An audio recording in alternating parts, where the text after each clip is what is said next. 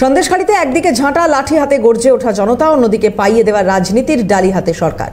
প্রশ্ন উঠছে, এভাবে কি ফিরিয়ে দেওয়া যায় সবকিছু? ফেরানো যায় হারানো দিনগুলো? ফেরানো যায় মা বোনেদের হারানো সম্ভ্রম? ফিরিয়ে দাও, ফিরিয়ে দাও, ফিরিয়ে দাও সেই 12টা বছর, ফিরিয়ে দাও সেই 12টা বছর। সবার ওপরে ছায়াছবির সেই বিখ্যাত সংলাপ আজ যেন বারবার কানে বাজে আম বাঙালির। সিঙ্গুর নন্দীগ্রাম আন্দোলনের হাত ধরে আজ ক্ষমতায় মমতা বন্দ্যোপাধ্যায়, কিন্তু সিঙ্গুর আজও ফেরত পায়নি চাষযোগ্য জমি। উল্টে হারিয়েছে গাড়ি কারখানাকে কেন্দ্র করে তৈরি হওয়া কাজের সুযোগ।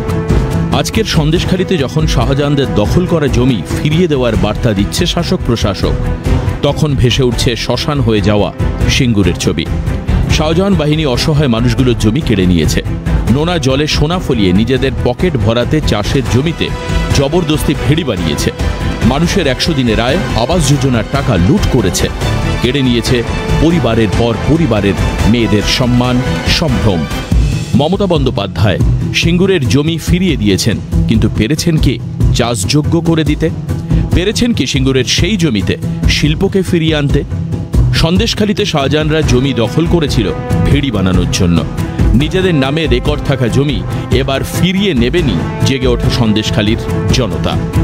কিন্তু সরকার কি পারবে বছর কয়েক ধরে নোনা জল ঢোকানো সেই জমিকে চাষযোগ্য করে দিতে? 100 দিনের কাজের সরকারি টাকা, আবাস যোজনার সরকারি টাকা কিভাবে ফেরত দেবে তৃণমূল সরকার? ডায়মন্ড হারবারের মতো নিজেদের পকেট থেকে ভাতা দেওয়া যেতে পারে, কিন্তু পারা যাবে না সরকারি কোষাগারে হাত দিতে। সরকারি কোষাগারে হাত পড়লে প্রশ্ন উঠবেই, শাহজাহানদের কেলোর কীর্তির দায় কেন নেবে বাংলার আম জনতা? প্রশ্নটা যেমন উঠেছিল সারদা কেলেঙ্কারির টাকা ফেরতের গল্পে। ওই যে টাকা ফেরত দেবে বলেছে, তাহলে ফেরত দেওয়ার মানেটা কি দাঁড়ালো?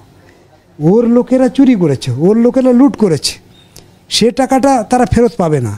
এ যে টাকা ফেরত দিচ্ছে সেটা তো আমার টাকা, আপনার টাকা, আমাদের হকের টাকা, আমাদের ট্যাক্সের টাকা। তাহলে সেই টাকা দিয়ে চোরেদের আড়াল করার চেষ্টা করছে। এটা আরেকটা ক্রাইম, অপরাধ। মমতা ব্যানার্জি এটা করতে পারে না। সন্দেশখালীর মা বোনেদের হারানো সম্মান, সম্ভ্রমই বা কিভাবে ফিরিয়ে দেবেন মমতা বন্দ্যোপাধ্যায়? আজ না হোক কাল, প্রশ্নটা তো উঠবেই। প্রশ্ন উঠছে কারচুপি করে নিরাপদ সর্দারকে জেলে পাঠানো নিয়েও। তার 17টা দিনের জেল যন্ত্রণার ক্ষতি কিভাবে পূরণ করবেন পুলিশ মন্ত্রী? নিরাপদর মতো প্রশাসনের শিকার অনেকেই। নিরাপদ সর্দার সিপিএম এর নেতা, প্রাক্তন বিধায়ক, পাশে পেয়েছেন নামী উকিল, খরচ জুগিয়েছে পার্টি। হয়তো তাই যেতে পেরেছিলেন হাইকোর্টে। অভিযোগ এফআইআর এর কারচুপি স্পষ্ট, তবু নিম্ন আদালত 17 দিন ধরে আটকে রেখেছিল তাকে। নিরাপদ সাধারণ মানুষ হলে কি হতো জানান দিয়েছে হাইকোর্টই। প্রমাণ হয়েছে এই পুলিশ প্রশাসনের হাতে নিরাপদে নেই বাংলার কোনো নিরাপদই। নিরাপদের এই হারানো দিনগুলো ফিরিয়ে দেবে কে? কে ফিরিয়ে দেবে তার সম্মান? বছরের পর বছর ঘুরেছে, মাত্রা ছাড়া দুর্নীতিতে চাকরি পাননি তারা। তারা আজও বসে রাস্তায়। কে ফিরিয়ে দেবে তাদের এই হারিয়ে যেতে চলা দিনগুলো?